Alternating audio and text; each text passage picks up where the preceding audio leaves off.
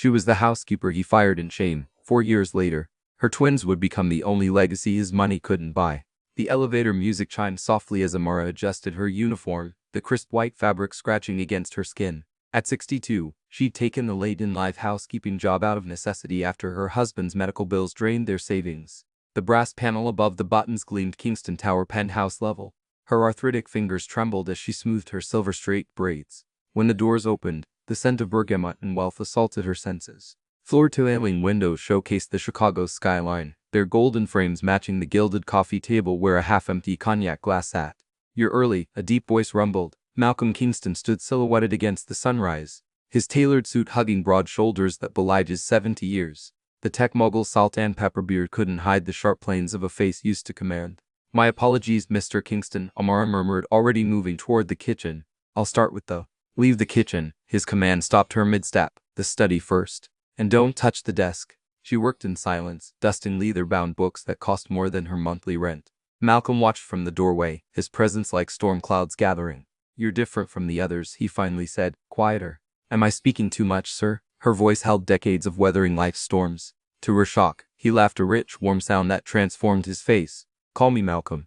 Weeks passed in a blur of stolen glances and late-night conversations over tea instead of cognac. He admired her wisdom. She saw through his billionaire bravado to the lonely widower beneath. One rainy evening, lightning flashed as their hands brushed over a photo album. Neither pulled away. Their affair burned hot and secret until the morning Amara stood in Malcolm's marble bathroom, staring at 2 pink lines on a pregnancy test. At 63, she'd thought this impossible. When she told him that night, his face hardened into the mask of the ruthless CEO. "At our age, this is absurd," he scoffed. "Take care of it. I'll write you a check." Amara's heart shattered as he called his driver. "Take her to the clinic." But as the town car idled curbside, the elderly chauffeur pressed an envelope into her hand. "My sister runs a shelter in Memphis," he whispered. "Go tonight." The envelope held bus tickets and a note: "Some legacies are worth more than money." Amara clutched the envelope to her chest as the town car pulled away, her swollen ankles protesting against the cold pavement. The bus station's fluorescent lights buzzed like angry hornets overhead, illuminating a mosaic of tired faces and plastic chairs. She bought a one-way ticket with shaking hands, the clerk barely glancing up at the trembling woman in a housekeeper's uniform. The midnight bus smelled of diesel and desperation. Amara chose the rearmost seat, her body shielding the tiny life growing beneath her worn cardigan. Through grimy windows, she watched Chicago's glittering skyline shrink into darkness, each mile erasing another piece of her fractured heart.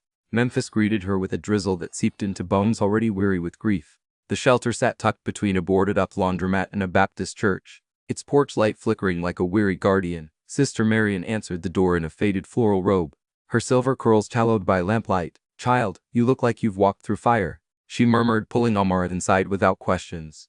The next months passed in a haze of mourning, sickness, and soul-searching. Amara rose at dawn to help in the shelter's kitchen, her expanding belly bumping against stainless steel counters as she stirred giant pots of grits. At night, she lay awake in her narrow cot, hands cradling the flutter beneath her skin, wondering how a woman her age could mother twins alone. "They're miracles, that's what," Sister Marian declared during the ultrasound, tears glistening on her wrinkled cheeks. The grainy screen showed 2 tiny forms curled like commas. Amara named them that night Isaiah and Joy, tracing the letters in her well-worn Bible. Labor came during a thunderstorm that rattled the shelter's windows. For 18 excruciating hours, Amara pushed through pain that made her 63-year-old body scream. When the first cry pierced the air, Sister Marian burst into tears. "A boy," then moments later, "Sweet Jesus, there's another."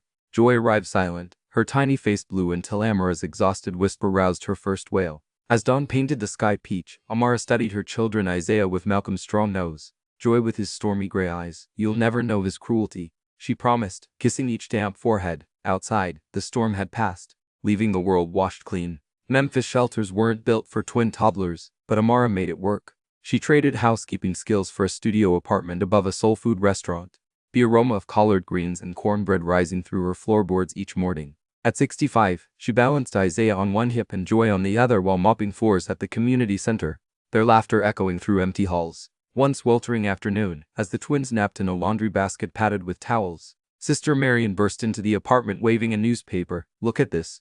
The headline screamed: "Kingston Tech CEO diagnosed with Parkinson's, retirement imminent."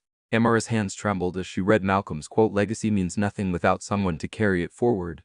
The words lodged in her heart like shrapnel. That night, as she bathed the twins in their plastic tub, Isaiah splashed water and declared, "Mama sad." Joy patted her cheek with a soapy hand. "We love you big," the toddler lisped. Amara buried her face in their damp curls, breathing in the scent of baby shampoo and redemption. Years passed in a blur of sidewalk chalk rainbows and bedtime stories told in her rich Nigerian accent.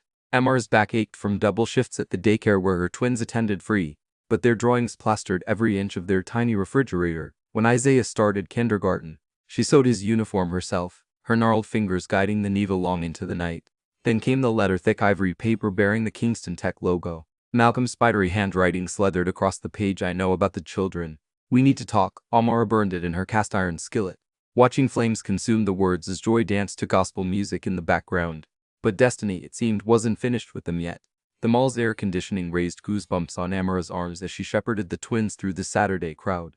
At 7, Isaiah and Joy were whirlwinds of energy, their matching dinosaur backpacks bouncing as they raced toward the fountain. "Slow down," Amara called, her knees protesting as she hurried after them. She didn't see Malcolm until it was too late. There he stood by the pretzel stand, leaning heavily on an ebony cane, his one jet hair now fully silver. Their eyes met across the food court, decades of pain crystallizing in that single heartbeat. Amara froze, her hands instinctively reaching for her children.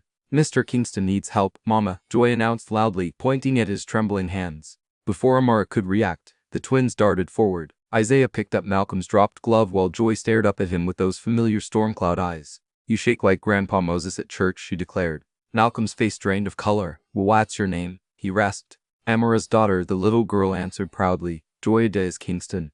The surname hit like a thunderlap. Malcolm's cane laddered to the tiles as he sank onto a bench, his Parkinson's tremors worsening. You kept the name." Amara stepped between them, her voice low and fierce. "Not for you. For them." She hustled the confused twins toward the exit. But Malcolm's plea stopped her. "Please, 1 hour. Just let me explain." His proud shoulders sagged with the weight of regret. Against her better judgment, Amara agreed to meet at the park the next day, neutral ground, with Sister Marian as chaperone. That night, she lay awake watching moonlight trace her children's faces, wondering if forgiveness could ever bloom from such bitter soil. Sunday light filtered through Sister Marian's lace curtains as Malcolm sat stiffly on her floral sofa, his hands gripping his cane like an anchor. The twins tumbled around him, Joy braiding his silver hair with rainbow clips while Isaiah demonstrated dinosaur roars.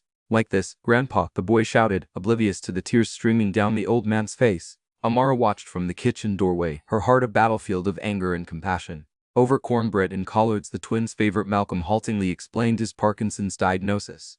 "The empty mansion, the years of regret. I thought legacy meant buildings with my name," he confessed, catching Joy's sticky hand as she reached for more honey. That autumn, Malcolm traded his penthouse for a modest bungalow 2 streets from Amara's apartment. He came to every school play, his trembling hands clapping loudest.